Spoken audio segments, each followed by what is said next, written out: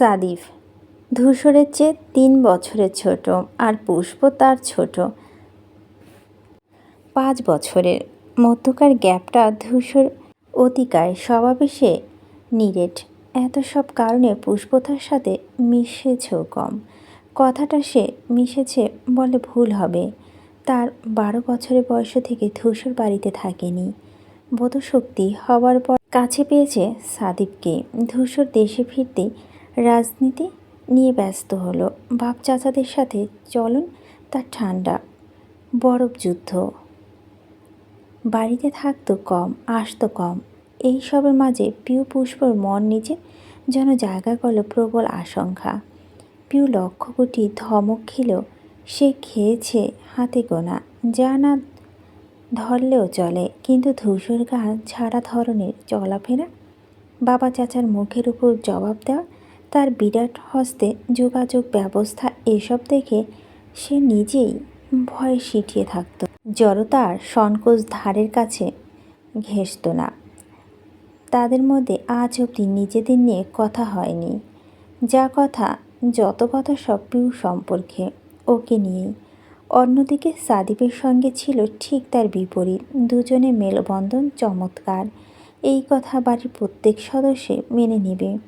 ওদের মধ্যকার দারুণ সম্পর্ক প্রবাহিত হয়েছে তো জবা বেগম এত বড় একটা সিদ্ধান্ত নিয়েছেন, তেমনি সাদিফের প্রতি পুষ্পর ভরসা ছিল, আস্থা ছিল, ছিল বিশ্বাস। তার এমন সংকীর্ণ সময় সবার প্রথমে সে পাশে দাঁড়াবে, এমনটাই ছিল ধারণা।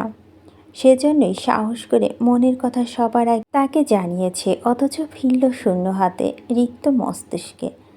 এইভাবে সাদিফ ভাই আশাহত করবে সে কল্পনা করেনি। এতটাই স্বার্থপর তিনি হতে পারলেন। এখানে অন্য কেউ হলে তো সাহায্য করতে।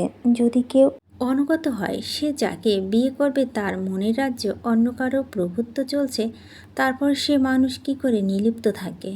সাদিফের প্রতি অভিমান, ক্ষোভে তার ভিতরটা বিবেচিত হয়।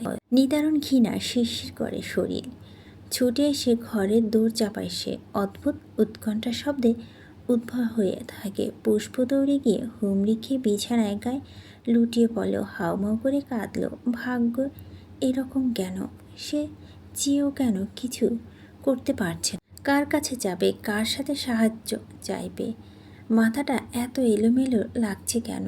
তার মন বলছে একবার ধূসর ভাইয়ের দ্বার প্রান্তে যেতে। মানুষটা যে কোনো অংশে সাদিফ ভাইয়ের মতো নয় সে জানে, কিন্তু ওই যে ভয়, পারছে না। সংকোচ ত্রাস ঘিরে বন্দি করেছে তাকে। আতঙ্ক দাপট চালাচ্ছে বক্ষে। পুষ্প নিজেকেই দোষারোপ করছে আজ। কেন সে ভাইয়ের বন্ধুকে ভালোবাসতে গেল? কেন জড়ালো সম্পর্কে? ঠিক সেই সময় ফোন বাজলো। পুষ্প কান্না করছে না, লাগাতার রিংটোনের শব্দ। একটা সময় বাধ্য হয়ে মুখ তুলতে, নিরন্তর আওয়াজে সে চোখ তুলে। বালিশের পাশে রাখা ফোনের স্ক্রিনে চোখ বোলায়। অচেনা তবে পরিচিত সেই নাম্বারের ডিজিটগুলো তার বক্ষে উতাল পাতাল শুরু করে নিমিষে। পুষ্প চোখ মুছে উঠে বসে, রিসিভ করে বলো, হ্যালো। ওপাশে মানুষটি উত্তেজিত ধৈর্যহীনতায় খেয়াল করল না প্রেয়সীর ভগ্নস্বর। উল্টো রেগে মেগে বলল, কোথায় ছিলে এতক্ষণ? কতক্ষণ ধরে ফোন করছি, আন্দাজ আছে তোমার? কটা বাজে দেখছো পুষ্প? ব্যস্ত থাকলে আমাকে একবার জানাবে না? আশ্চর্য মেয়ে তো তুমি। পুষ্প মন মানসিকতা ভালো নেই। তার মধ্যে ইকবালের চোটপাট মেজাজ বিগড়ে দেয়। রীতিমতোই বক্ষতালু অবধি ধাউ ধাউ করে জ্বলে উঠে। হিতাহিত জ্ঞান ভুলে বলে, সমস্যা কি তোমার ইকবাল? জাস্ট কয়েকবার ফোন করে মাথা কিনে নিয়েছ আমার। এভাবে কথা শোনাচ্ছ? অমিত বলেছিল আমি নিজে কল না দিলে রাতে আমাকে কল দিবে না, তাও নির্লজ্জর মতো একই কাজ করেছ। উঠতে বসতে, গিলে বসতে তোমাকে কৈফিয়ত দিতে হয়। আমার নিজের জীবনের মধ্যে চলাফেরার স্বাধীনতা আমার কাছে। তাহলে তুমি ডমিনেট করবে কেন? কে তুমি? ইকবাল থমকে গেল কথাগুলো। পুষ্পর মতো নর্ম মেয়ের মুখে এমন কিছু শোনার কল্পনা অতীত। বিলম্ব হয়ে বলল, আমি তোমাকে ডমিনেট করছি পুষ্প? পুষ্প মুখের ওপর বলে ফেলল, হ্যাঁ করেছ। রীতিমতো টর্চার বলে এটাকে। তোমার জন্য আমার লাইফটা হেল হয়ে যাচ্ছে Iqbal, please leave me alone. অসহ্য ইকবাল বিস্মহত, স্তব্ধ, অনাকাঙ্ক্ষিত বাক্যগুলো থিতিয়ে গেল হৃদয়। পুষ্প ধুম করে লাইন কেটে, অথচ সেই কথা বলতে পারছে না। শব্দবাক্য খুঁজে ওভাবে অনড় সেজে একভাবে বসে রইল, নিজেকে শুধরাল। আমি সত্যি পুষ্পকে টর্চার করছি? পুষ্প অনুতপ্ত, পরিতাপের ডুবে মরছে এখন। ইচ্ছে করে বলেন ও সব, জ্ঞানহীন হয়ে ভুল করে রাগ থেকে বেরিয়ে এসেছে। সাদিপে ক্ষোভটাই ছেড়ে ফেলেছে ইকবালের উপর, আর বোঝার পর কান্না বেড়েছে আরও। না জানি ইকবালটা কত কষ্ট পেল। ক্ষমা চাওয়া দরকার, তার ভুল বোঝা ও কেন বইবে। সে তড়িঘড়ি করে আবার ডায়াল করতে যায় ইকবালের নাম্বার। এর আগে আচমকা বাদে পেল উষ্ণ নরম হাতের স্পর্শ। সে চকিতে তাকালো, পিউকে দেখে স্ক্রিন বন্ধ করে ফোন রেখে দিল পাশে। হন্তদন্তভাবে চোখ মুছে হাসার চেষ্টা করে বলল, এখন এলি? পিউ মনোযোগ দিয়ে বোনের মুখশ্রী দেখল। কয়েক ঘন্টা কেঁদে কি বেহাল অবস্থা হয়েছে, গোলাপি লাল দুটো ফ্যাকাশে এখন। এইসব দেখে পিউর বুকে ব্যথা করে, খারাপ লাগে। সে শান্ত গলায় বলল, ইচ্ছে করলেই অনেক কিছুই লুকিয়ে রাখা সম্ভব, কিন্তু কোথাও না কোথাও তার চিহ্ন বয়ে যায়। এই মুহূর্তে তোর চোখের জলটা ঠিক সেরকমই। পুষ্প বোনের মুখের দিকে হাঁ করে চেয়ে থাকলো। কথাটা পিউর ব্যক্তিত্বের সম্পূর্ণ বিপরীত।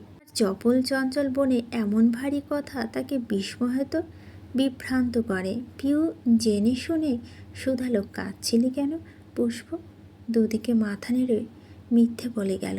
এর আগে পিউ প্রশ্ন ছুড়ল, তুই ইকবাল ভাইকে ভালোবাসিস তাই না? পুষ্প চমকে যায়, ভূত দেখার মতো বিকট চোখে তাকায়। তুই তুই কি করে জানলি? পিউ স্মিত হাসে। কেন, তুই না বললি বুঝে যাওয়ার উপায় নেই? আকাশে চাঁদ উঠলে কতক্ষণ লুকিয়ে রাখা যায় আপু? তার কণ্ঠে আর্দ্রতা, অভিমান। হলদেটে মুখটা অনুরাগের কালো। পুষ্প মাথা নামিয়ে নিল। ছোট বোনের কাছে ভালোবেসে ধরা পড়া পরিস্থিতি হয়তো সবচেয়ে বিব্রতকর। আস্তে করে জবাব দিলাম, ভয় পাচ্ছিলাম যদি বাবা বা ধূসর ভাইয়ের কানে যায়, তাই চিও কাউকে বলতে পারি নাই রে। বলতে বলতে তার চোখে টলমল জল উছড়ে আসে, কপট গাল অব্দি এসে থেমে যায়। পিউ তুলতুলে গালে মুছে দিয়ে বলল, কাঁদলে কি সমাধান হবে? ভাঙতে পারবে বিয়েটা? পুষ্প ব্যাকুল কণ্ঠে বলল, কি করলে পারবো? তুই একটা কিছু উপায় বল না পিউ। আমি সাদিপ ভাইয়ের কাছে গিয়েছিলাম জানিস, ওনাকে বলেছি, অথচ সব শোনার পর উনি জানিয়ে দিল কিছু করতে পারবে না। পিউ খুব বিরক্ত হলো, কপাল কুঁচকে বলল, সাদিপ ভাইয়ের কাছে কেন যাবি? উনি যে কিছু করবে না সে তো জানা কথাই। পুষ্প বুঝতে না পেরে বলে, কেন কেন আবার? ওনার তো কে পছন্দ, আর দ্বিতীয় উনি এই বাড়ির বাধ্য ভদ্র সন্তান। কোনো দিন দেখিসনি কারো মুখের উপর না বলেছে? তার প্রথম কথাটুকু পুষ্পর মাথায় তুখুরভাবে ঢুকলো। প্রগাঢ় বিস্ময়ে মিলিয়ে গেল কপালে গুটি কয়েক ভাঁজ। সাদিপের ওকে পছন্দ কই, সে কোনো দিনই তো বোঝেনি। হাব ভাব তাকানোর ধরন দিয়েও তো নারী গুণে বোঝার কথা। ভ্রান্ত হয়ে বলল, তোর কোথাও ভুল হচ্ছে। সাদিপ ভাই আমাকে কেন পছন্দ করবে? কেন করবে না? তোর মতো সুন্দর মেয়েকে পছন্দ করব অস্বাভাবিক নয়, কিন্তু পিউ মৃদু যেতে বলে, আজব, তোকে পছন্দ করবে না তো কি আমাকে করবে? সে ভুরু বাঁকায়। আমি তা কখন বললাম? তাহলে আমি যা বলছি তাই শোন। উনি যে তোকে পছন্দ করেন এটা আমি আর আগে থেকে জানি। করলে করুক, আমার যা আসে না। ইকবাল ছাড়া আমি কাউকে বিয়ে করতে পারবো না, মরে যাব। পিউ প্রতিবাদ করলো, ছি, এসব বলে না। পুষ্প আবার কেঁদে ফেলল, শরীর ভেঙে চুরে এলো কান্না।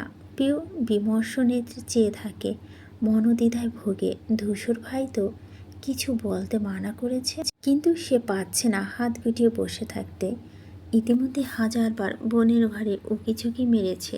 এতটা সময় পুষ্প কান্নাকাটি স্বচক্ষে দেখেছে। শেষমেশ নিজেকে রুখতে বিফল হয়ে তো হাজির হলো এখানে। আর এত কিছুর পর তার পক্ষে চুপচাপ থাকাটাও অসম্ভব। সে দীর্ঘশ্বাস ফেলল, মনে মনে সিদ্ধান্ত নিয়ে মুখ খুলল। ধূসর ভাইকে বলে দেখ। পুষ্প কান্নার বিদ্যুৎ বেগে থেমে যায়, হতবাক হয়ে বলে, কি বলছিস? পিউ মাথা দোলালো, ঠিক বলছি। এই সময় তোকে যদি কেউ বাঁচাতে পারে তবে উনি পারবেন। পুষ্প ঘন ঘন মাথা নেড়ে আওড়ালো, না না, উনি জানলে মেরেই ফেলবেন। ইকবাল বলেছিল ভাইয়াকে আস্তে ধীরে বোঝাবে। হঠাৎ আমার মুখে এসব শুনলে উনি না কি না ভাবে, ওনাদের বন্ধুত্ব নষ্ট হবে। আমি এসব কি করে হতে দিতে পারি পিউ? বোনের আঙ্গুল ব্যগ্র চিন্তিত মুখ দেখে পিউরের হাসি পেল। বোকা মেয়েটা তো জানে না ধূসর ভাই আগে সব জেনে বসে আছে। সে প্রযন্তে হাসি চেপে রাখলো, চেহারায় রাগি রাগি ভাব ফুটে বলল, এত কিছু প্রেম করার বেলায় মনে ছিল না? পুষ্প নাক ফুলিয়ে বলল, বড়দের মতো কথা বলবি না। পিউ ফুঁসে বলল, তাহলে কি করব? কেঁদে কেটে এইটুকু সময় কি অবস্থা করেছিস চেহারার? ইকবাল ভাইও জানা তাই সোনালি, দোষ কি তোর না ওনার? নিজে কিছু সামলাতে পারিস না? ভালো জন বলছি, যদি জীবন ইকবাল ভাই পেতে চাস তবে ধূসর ভাইকে গিয়ে বল, তাছাড়া আর উপায় নেই। আর যদি না পারিস তাহলে বসে থাক, একটু পর খেতে ডাকবে, পেট পুড়ে খেয়ে সে আবার কাঁদিস। বাকি জীবনে কাদার কথা তো বাদই রইল। আমি আর এসবে নেই, যা মন চায় করকে, যত সব। হড়বড় করে ভিতরে রাগ ক্ষোভ উগলে দিল পিউ। পেটটা ভীষণ ক্রোধে ফাটছে। ভালোবাসার আগে এসব মাথায় থাকে না ওদের? বিয়ের কথা উঠলেই হাজারটা চিন্তা দেখা দেয়।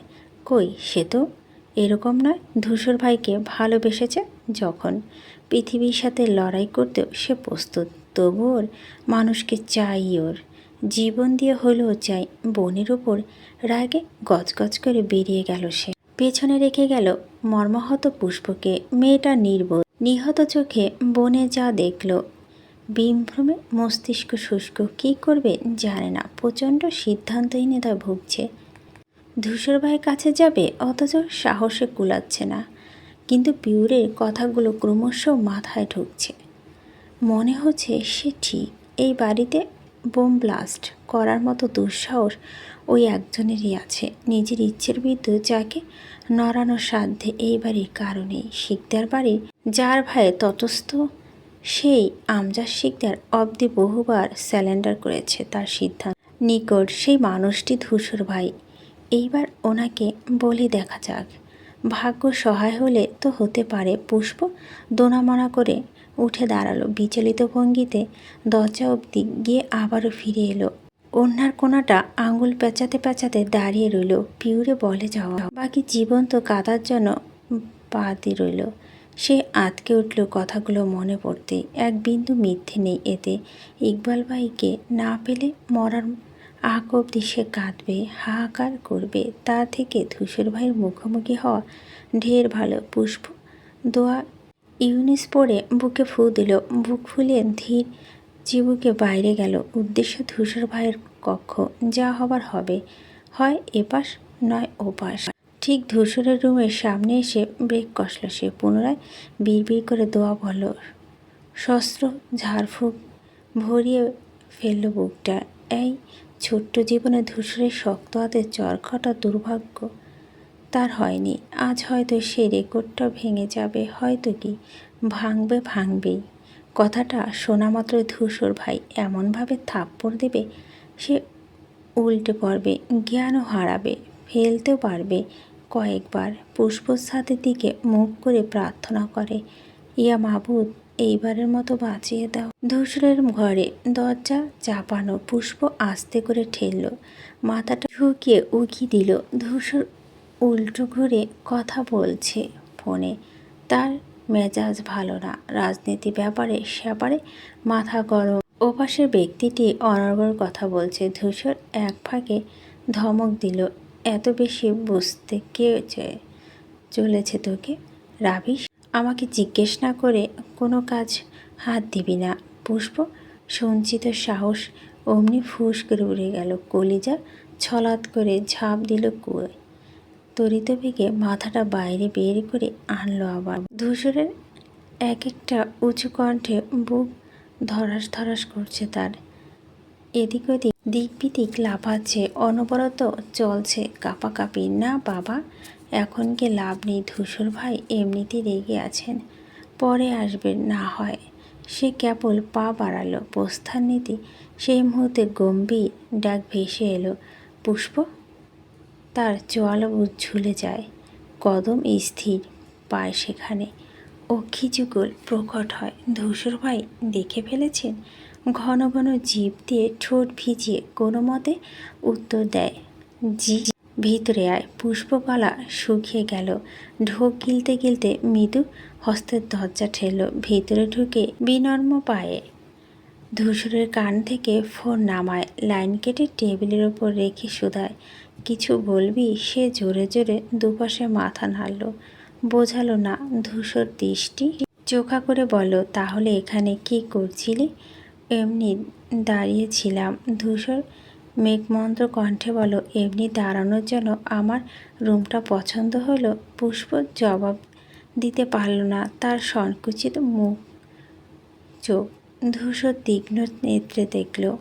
ঘুরে পানির গ্লাস তুলে মুখের সামনে ধরতে ধরতে বলল, কিছু বলার থাকলে বল। পুষ্প ঢোক গেলালো। মাত্রা বাড়ছে। হাতু দুটো ভূমিকম্পের মতো কাঁপছে, যেন এক্ষুনি ধস পড়বে দেয়ালের ন্যায়। কপাল নাক ঘামে একাকার। শ্বাস প্রশ্বাস চলছে দ্রুত। কিন্তু না, আজকে বলতেই হবে। অনেক হয়েছে লুকোচুরি। সে নিজেও এখন বিশ্বাস করে এই সমস্যার সমাধান একমাত্র ধূসর ভাইই। পুষ্প চোখ মুখ সুদূর করল। সাদিপের সহিত বিয়ে, ইকবালের বিবর্ণ মুখবিবর, তাকে বিচ্ছেদ, এইসব মাথায় আসতে তার বক্ষের স্পন্দন থমকায়। দৈব দুঃসাহস ভর করে সেখানে। মন মস্তিষ্ক সজাগ সচেতন হয়। নিজে নিজেকে সাহস যোগায়, আজ বলতেই হবে পুষ্প। মার খেলে খাবি, মরে তো যাবি না। ধূসর তাগাদা দিল, কি বলবি না দাঁড়িয়ে থাকবি এসেছিস? পুষ্প তাকালো, তাড়াহুড়োতে মেরুদণ্ড সোজা করলো, ফটাফট মুখ খুল। আমি বিয়ে করব না ভাইয়া। ধূসর ভুরু কুচায়। কেন? বিয়েতে কি সমস্যা? পুষ্প নিশ্চুপ। সে নিজেকে বলল, সাদিপ তো ভালো ছেলে, তাছাড়া বিয়ের পর তোকে অন্যের বাড়িতে যেতে হচ্ছে না। পুষ্প মাথা নাড়িয়ে নিল, ভেজা কণ্ঠে বলল, আমি এসব কিছু চাই না। ধূসরের বিলম্বহীন প্রশ্নে, তাহলে কি চাস? পুষ্প নিরুত্তর। ভিতরের দ্বিধাদ্বন্দ্বে পাহাড়টা তখনই দৃশ্যমান। ধূসরের সাথে সামান্য আলাপ যেখানে হয়নি কখনো, সেখানে এসব নিয়ে আলোচনা করা কঠিন। ভয়ে পাশাপাশি কারো অস্বস্তিতে অন্তপুর ডুব ডুব। সে প্রশ্রয় চালায় দূরত্ব বলার, কিন্তু ধূসরের সামনে জিভ থেকে কথাটা বের করার দুঃসাহস যেন। বহু কষ্টে টেনে হিসড়ে শব্দ আনলো ভেতর থেকে, জানালো, আমি অন্য কাউকে পছন্দ করি, তাকে চাই। বলতে বলতে গলা ভেঙে এলো তার। বুঝে গেল কণ্ঠ, শোনা গেল ধূসরের ভারী স্বর, কাকে? পুষ্প বুক কাঁপুনি বৃদ্ধি পায়। সীমা ছাড়া আকাশে বাতাসে ভীষণ আতঙ্কে কাঁপতে কাঁপতে খিচে নেয় চোখ। গড়গড়িয়ে ভঙ্গিতে জানা ইকবালকে কি? ধূসরে চমকিত আওয়াজ। পুষ্প ভয় পেল, গুটিয়ে গেল। দাঁড়িয়ে মুখোমুখি হলো একজোড়া নিরেট শীতল চাউনি গ্রাসে। অন্তর্ডুবন্ত অবস্থায় তখন শ্বাসরুদ্ধকর পরিস্থিতি। অবিবিন্যস্ত জ্ঞানশক্তিতে অচিরাত ভ্যাবা করে কেঁদে ফেলে সে। কেঁদে কেটে অস্থির অসহায় কণ্ঠে বলল, ওর কোনো দোষ নেই ভাইয়া, সব দোষ আমার। ওকে তুমি কিছু বলো না। ধূসর চোখে মুখে পরিবর্তন হলো না। অনমনীয়তা পড়তে পড়তে, ভাইয়ের কাছে ছোট বোন ভালোবাসার কথা জানতে এলে যেমন থাকা দরকার ঠিক তাই, অথচ দরজার আড়াল থেকে নাক মুখ কোচকায় পিউ। ধূসরের প্রতি কটমটো করে, ভাবে এই লোকটা আস্ত একটা বদ। সব জেনে শুনে আমার বোনটাকে কাঁদাচ্ছে কেন? ধূসর গুমোট গুরুভাব কণ্ঠে বলো, তোর আমার আড়ালে এসব করছিস তাহলে কতদিন ধরে চলছে? পুষ্প কান্না বাড়ল। কম্পিত কণ্ঠে জানালো, 2 বছর। এখন আবার কাছে কেন এসেছিস? বিপদে পড়ে, তাই তো। আজকেই পরিস্থিতি না এলে আজও বলতি না নিশ্চয়। পুষ্পর হৃদয়পুরে আমাবস্যা নামল, অপরাধবোধ হানা দিল ভিতরে, মুখমণ্ডল ছেয়ে যায় কৃষ্ণবর্ণ কাদম্বিনীতে। হতাশায় কালো মুখখানা কালবৈশাখীর ন্যায় আড়ার মেলালো, কথাটুকু ছুরির ন্যায় বুকে বিঁধল। ধূসর যেন বলেনি, প্রকাশ করেছে বোন আর বন্ধুর প্রতি তার আকাশসম অভিমান। পুষ্প ছুটে এসে ধূসরের পায়ের কাছে বসে পড়ল। সে চমকে ভগ্নে পিছনে গিয়ে বলল, কি করছিস? পুষ্প থামল না, হু হু করে কেঁদে বলল, আমাকে ক্ষমা করে দিও ভাইয়া, আমি জেনে বুঝে এরকম করিনি, আমার ভয়ে সবটা লুকিয়েছিলাম, বিশ্বাস করুন। পিউর কান্নার পেয়ে গেল বোনের অবস্থা দেখে, চোখ টলমল জল। ইস, ভালোবাসলে মানুষ কত কি করে। সে উদ্বিগ্ন কণ্ঠে ধূসরের দিকে তাকিয়ে থাকে। আপুটা কিভাবে কাঁদছে, উনি কেন বলছে না কিছু? এতটা সময় চোখ মুখ পাথরের ন্যায় শক্ত রাখার চেষ্টা ছিল ধূসরের। পুষ্প কান্না দেখে নরম হলো বেশি, দুপাশে মাথা নেড়ে ফোঁস করে শ্বাস ফেল। পুষ্প দুবাহু ধরে দাঁড় করিয়ে বলল, সামান্য কারণে এত কাদার কি আছে? আমি কিছু বলেছি তোকে? পুষ্প হেঁচকি উঠেছে। ধূসর ফিনফিনে টিস্যু দিয়ে বলল, চোখ মোদ। পুষ্প নিল, কিন্তু মুঠো মুহূর্তে ধরে রাখল। তার ভিতরে সহ মাথাটা নুয়ে আছে কুণ্ঠায়, অভিসংশয়। ধূসর বলল, বিয়ে করবি না? তখন বললেই পারতি, ভালোবাসলে বুকে সাহস রাখতে হয়, ভীতুরা কখনো ভালোবাসতে পারে না। পুষ্প কিছু বলতে চায়, হেঁচকি ধমকে কথা ফোটে না, নাকের জল, চোখের জল, চেহারা এক শেষ। পিউরের মায়া হলো খুব। ধূসর গ্লাসে পানি ঢেলে এগিয়ে দিল, সেই হাতে নিতে অতি বিলম্বিত ফাঁকা হলো গ্লাস। নিজেকে সামলাতে দেরি হয়, ধূসর তারা দেয় না, স্থির থাকে, আত্মস্থ হতে সময় দেয় ওকে। পুষ্প ঠিকঠাক হয় অনুতাপ নিয়ে বলল, আমি বুঝতে পারিনি ভাইয়া, ভুল হয়ে গিয়েছে। এখন কি চাইছিস? সবাইকে একটু বোঝাবেন? তার ভিতর সংশয় আবেদন। সাদীপের মতো ধূসর ভাইও না বলবে কি তবে, যে ওর এগুলো দুগুলি শেষ? তার বিভ্রমে মাঝে জবাব এলো, বোঝাবো। পিউরের ঠোঁট দুটো সরে গেল তৎক্ষণাৎ, রীতিমতো বড় বড় চোখ ছোট হয়ে এলো হাসিতে। পুষ্প অতিসাহ্য কণ্ঠে বলল, সত্যি বোঝাবেন ভাইয়া? ধূসর এক পর্যায়ে হাসলো, বল হুম। পুষ্প চাউনিতে অগাধ শ্রদ্ধা লেপ্টে গেল, পর মুহূর্তে কান্না পেল, অধর যুগল ভেঙে এলো তাতে। এতগুলো দিন অছাছা গুটিয়েছিল সে, ভাইয়ের কত ভালো মানুষ একটুতে বুঝে ফেলেছে। আর সে কিনা তার রক্তাভা আদল দেখে ধূসর হুঁশিয়ারি দিল, আমি না যেন এই নিয়ে তোকে আর কাঁদতে দেখি। পুষ্প মাথা কাত করল, চোখের জল এলে সামলে নিল তা। এতটা সময় পাণ্ডু মুখমণ্ডল এখন চকচকে, ভাব স্পষ্ট। ভালোবাসা মানুষকে পাওয়ার একটুখানি আশা পথ্যের ন্যায় একজন অসুস্থ মানুষের রোগ সারানোর ক্ষমতা রাখে হয়। ধূসর একটু ভেবে বলল, ইকবালকে বলবি না, আমি জানি। আর আমি না বলা অবধি এই বিষয়ে ওর সাথে কোনো আলোচনা করবি না। পুষ্প সামান্যতম দ্বিরুক্ত করল না, বিনা বাক্যে মেনে নিল সব। ঠিক আছে ভাইয়া, যা। পুষ্প উল্টো ঘুরতে পিউর সরে গেল। সে আবার ফিরে তাকায়, দ্বিধাদ্বন্দ্ব নিয়ে বলে, সব ঠিকঠাক হবে তো? ধূসর উত্তর দিল না, অথচ তার চাউনি দেখে পুষ্প নিজেই বলল, না না, হবে, জানি আমি হবে। এরপর খুব দ্রুত ঘর ছাড়ল সে। ধূসর বিড়বিড় করে বলল, কেউ কারো থেকে পিছিয়ে নেই, দু বোনই সমান সমান গাধা। পিউ দেওয়ালের সাথে লেপ্টে থাকায় পুষ্প খেয়াল করেনি। সে আনন্দ সমেত ঘরে ঢুকে যায়। পিউ হাঁপ ছেড়ে বাঁচল, বোনের খুশিতে তার মুখমণ্ডল উজ্জ্বল। মনে মনে স্বস্তি পেল ধূসরের কথায়, ওনার উপর অগাধ বিশ্বাস। পিউ বুক ভরে শ্বাস নেয়, চোরাপথে আরেকবার উকি দেয় ধূসরের কামরায়, বুঝতে চায় তার পরবর্তী পদক্ষেপ। মানুষটার অভিব্যক্তি, কিন্তু দেখা যাচ্ছে না কেন, কোথায় তিনি? সে আরেকটু এগোয়, দুহাতে ভার দিয়ে পুষ্পর মতো মাথাটা ঢোকাতে যায়। আকস্মাৎ দরজার টান মেরে খুলে ফেলে ধূসর। পিউ হোঁচট খেল, ব্যর্থ হলো নিজেকে সামলাতে, রীতিমতো হুমড়ি খেয়ে পড়ে গেল মেঝেতে। হচকাল হতকম্ব হলো। ধূসরের সটান দাঁড়ানো দুপা এসে ভিড়েছে তার সম্মুখে। পিউ কোণে ব্যথা পেয়েছে। হাত দিয়ে আহত স্থান ডলতে ডলতে পা থেকে চোখ দিয়ে ধূসর মুখের উপর ফেল। তার শৈলপ্রান্ত বেঁকে আছে তামাটে চিবুক অভঙ্গুর। সে তাকাতেই পুরো ভুরু নাচি। নির্মভাগ কণ্ঠে বলল, অন্যের ঘরে আড়ি পাতার জন্য তোকে ঠিক কি শাস্তি দেওয়া উচিত?